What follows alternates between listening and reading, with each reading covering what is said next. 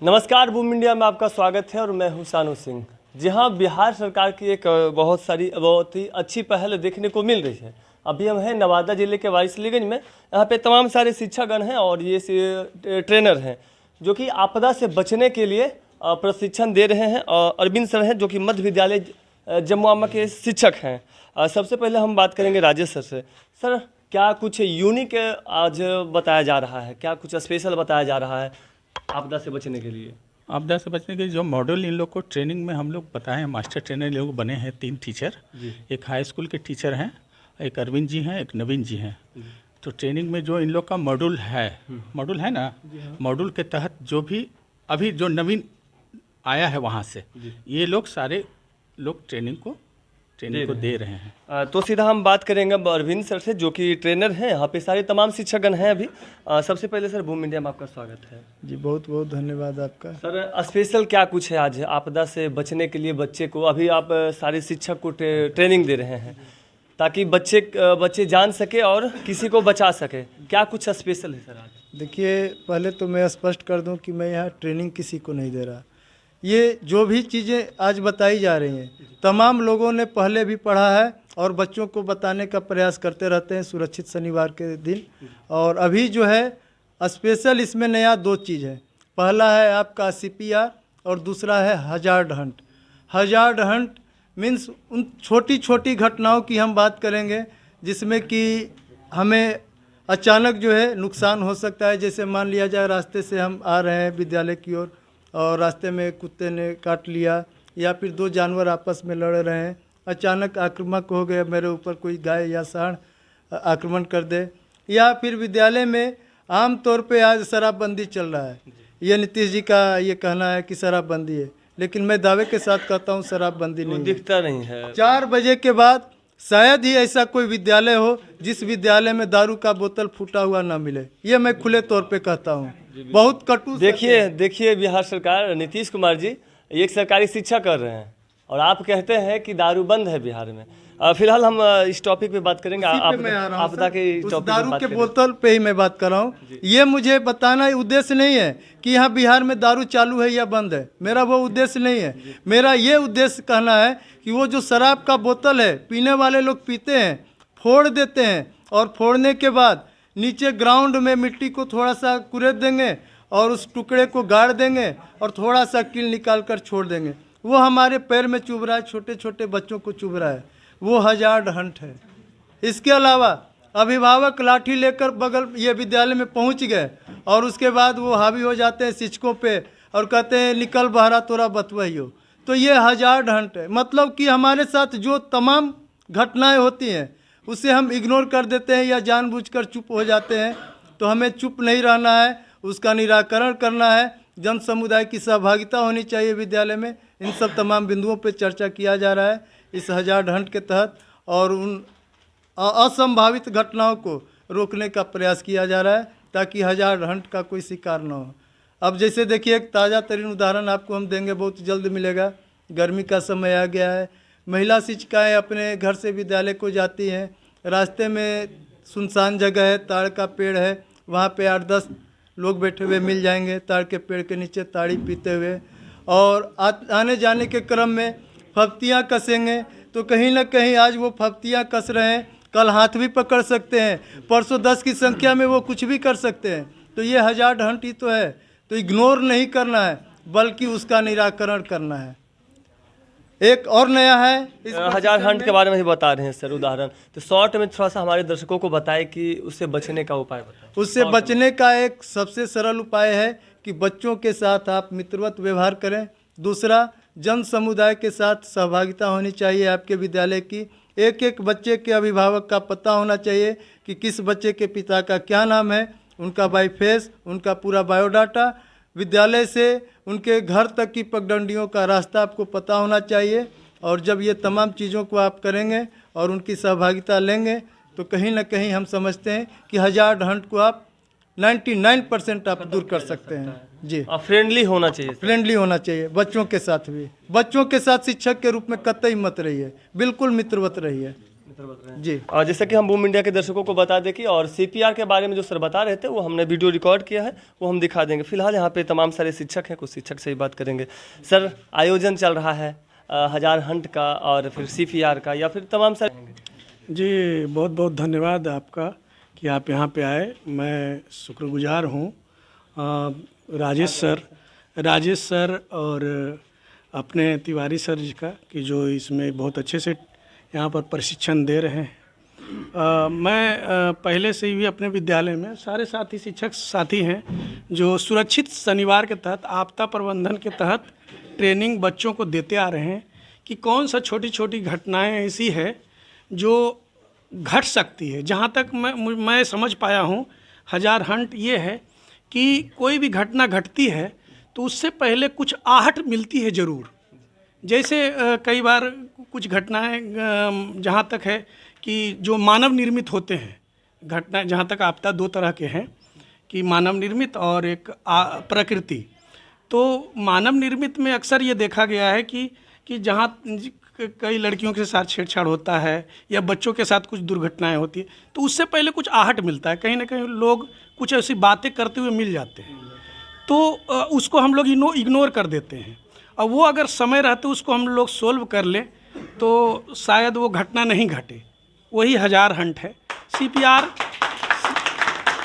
CPR जहाँ तक मैं समझ पाया हूँ कि हम अभी जो हाल फिलहाल के देखा गया है, कई बार सोशल मीडिया पर देखा जाता है कि अच्छा खासा इंसान जो अच्छा व्यायाम कर रहे हैं, एक्सरसाइज कर रहे हैं, अपने जीवन में बहुत अच्छा काम कर रहे हैं, एकाएक स्वस्थ हैं और गिर पड़ते हैं और उनका देहांत हो जाता है देखते देखते। तो CPR एक ऐसी दवा की तरह है जो कि कम समय में उसको हम इंसान को जीवन वापस दे सकते हैं। वो तिवारी सर ने बनाया, अरविंद सिंह तिवारी सर ने, बहुत अच्छा लगा। इन्होंने अभी मॉक ड्रिल करके ही भी बताया।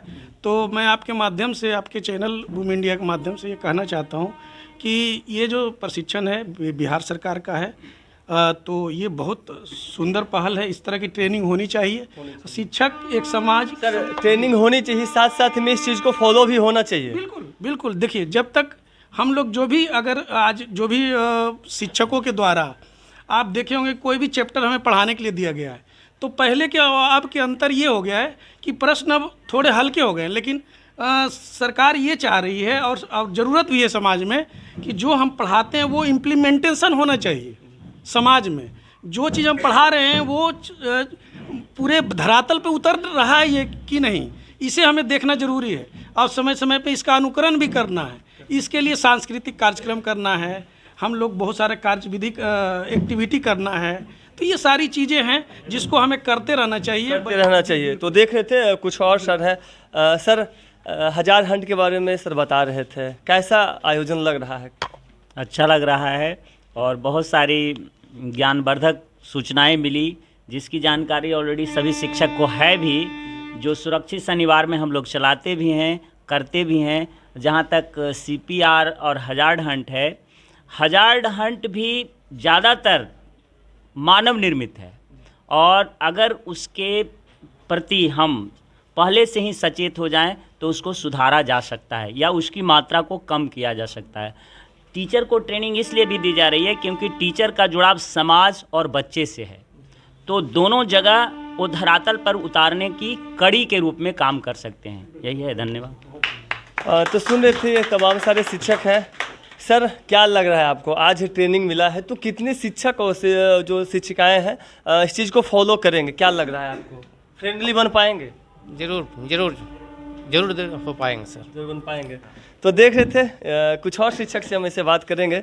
क्या लग रहा है सर, फ्रेंडली बन पाएंगे? आज तो ट्रेनिंग मिला है। जी बिल्कुल, बहुत सबको अच्छे से समझ में आया, ज़रूर इसको फॉलो करेंगे। जी जी। तो देख रहे थे, फिलहाल देखते रहिए, बने रहे हमारे साथ। पढ़ लिया ना, साइकोलॉजी पेपर आप लोग पढ़े होंगे, इंटर में या BA में किसी का होगा, तो सारा कुछ साइकोलॉजी है सर। अगर आप पढ़ लिए चाइल्ड साइकोलॉजी के बारे में तो मोटिवेशन उसमें है, लर्निंग उसमें है, फटिक उसमें है, और ये आपका लैंग्वेज डेवलपमेंट बच्चा का कैसे होता है, ये सारा चीज़ इस थ्योरी में है।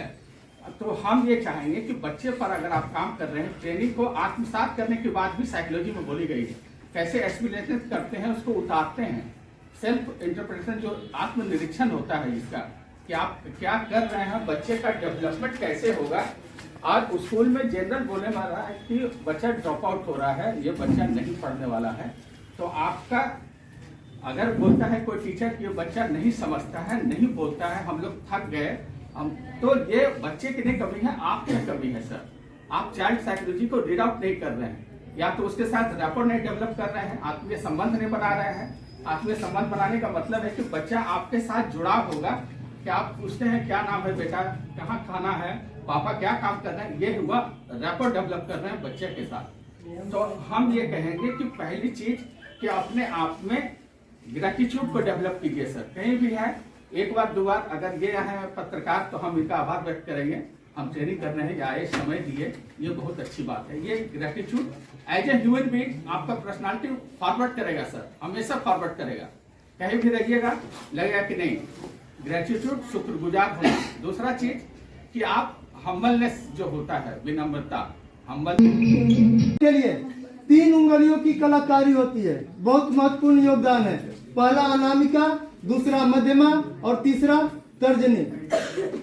प्यार में इसका भी बहुत बड़ा योगदान है।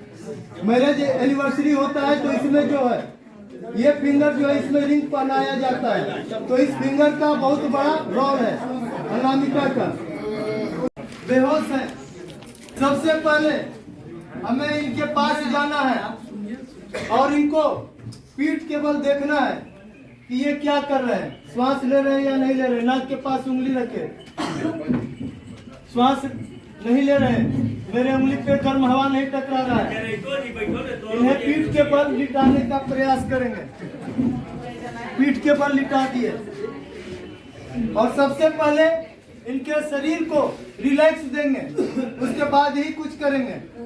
पैंट देखे बेल्ट पहने हुए हैं, इनका बेल्ट खोल दिए, बेल्ट को ढीला कर दिए। उसके बाद अगर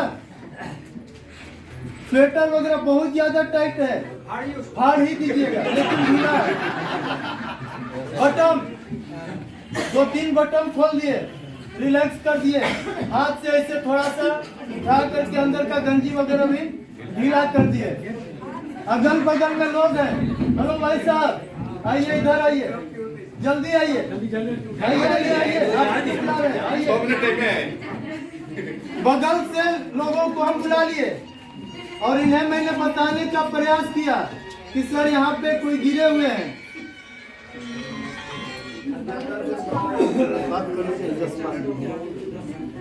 बगल में गिरे हुए हैं, इन्हें मैंने बताया और यहाँ पे हम आइडेंटिफाई किए डेंजर का, कि कोई डेंजरस सामान तो नहीं है, जैसे सांप वगैरह हो सकता है या फिर तार वगैरह हो सकता है, करंट लगने के कारण ये गिरे हो, या फिर सांप वगैरह कुछ भी हो सकता है। बगल से बाइक जा रही है, मोटर गाड़ी जा रही है, तो हमें क्या करना है कि इन्हें उठा करके किनारे कर देना है, साइड में कर देना है, सुरक्षित जगह दिखा देते हैं। वो तो ये डेमो है सर, उठाकर भी दिखाएंगे, बशर्ते आप आकर के लेटिए।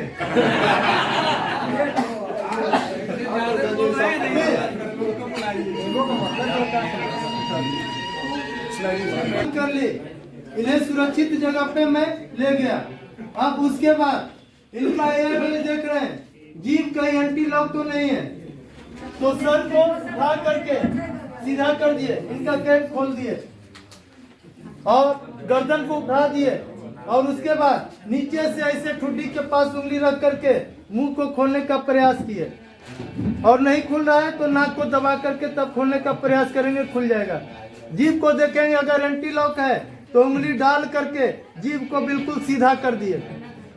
उंगली डालना होगा आपको और उंगली डाल करके उनकी जीभ को सीधा कर दीजिएगा। ये काम तो आप एट ए टाइम कर दीजिएगा। उसके बाद इनके ब्रीदिंग को देखिएगा, धड़कन को आभास करिएगा। नहीं समझ में आ रहा है तो फिर इनके नाड़ी को देखने का प्रयास करिएगा कि नब्ज इनका जो है चल रहा है कि नहीं चल रहा है। तो जो आपको 3 उंगली बताए थे, अनामिका, मध्यमा और तर्जनी, वहाँ पे इन तीनों का प्रयोग होगा और यहाँ पर रख करके हम इनके नाड़ी को देखने का प्रयास करेंगे, नब्ज चल रहा है कि नहीं चल रहा है। चल रहा है, बहुत ही धीमा है, सेकेंड जो है देख रहे हैं हम 15 सेकेंड में 2 बार 3 बार चल रहा है, यानी कि पर मिनट जो है इनका 72 के जगह पे 10-12 जा रहा है, मतलब कि बहुत ही अर्जेंट है। तुरंत हम CPR देने का प्रयास करेंगे। CPR जब हम देंगे तो शरीर का 2 हिस्सा होता है, बायां और दायां। बायां हिस्सा जो होता है मेरा हार्ट होता है, दायां हिस्से में लीवर होता है। स्काउट एंड गाइड में लेफ्ट से लोग हैंडशेक करते हैं। क्यों करते हैं? क्योंकि स्काउट एंड गाइड में बताया जाता है कि दिल बाएं तरफ होता है। हम जो आपसे हाथ मिला रहे हैं वो हाथ नहीं मिलाते हैं, बल्कि दिल से दिल मिलाने का काम करते हैं। तो हमारा दिल जो है बाएं तरफ होता है। इस फिंगर को एंटीलोक फंसाएंगे दोनों हथेलियों को इस तरह से, और ये जो तलहथी है तलहथी से दबाव देंगे। इस तलहथी से हम दबाव देंगे। दबाव कहाँ पे देंगे?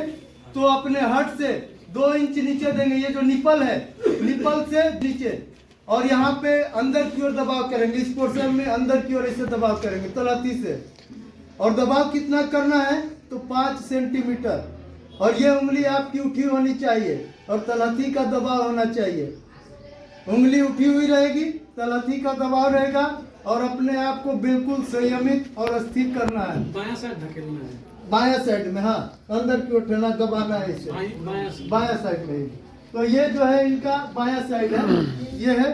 तो ऐसे अपने आप को हम बिठा लेंगे और उसके बाद इस तरह से कर लेंगे पैरेलल, और यहाँ पर रख करके ऐसे निचले पोर्शन पर, यहाँ से ऐसे अंदर की ओर, सीना के निचले हाँ, सीना के नीचे से अंदर की ओर और ऊपर की ओर प्रेस करेंगे, ऐसे प्रेस करेंगे। और ये प्रेस करेंगे हम कम से कम 5 सेंटीमीटर। 5 सेंटीमीटर करना ही है हर हाल में। और एक बार में ये नहीं होता है, घर में आप प्रैक्टिस कीजिएगा तकिए पे दबाने का इस तरह से। और ये आपको देना है कंटिन्यू 30 बार, और उसका स्पीड भी निर्धारित होता है।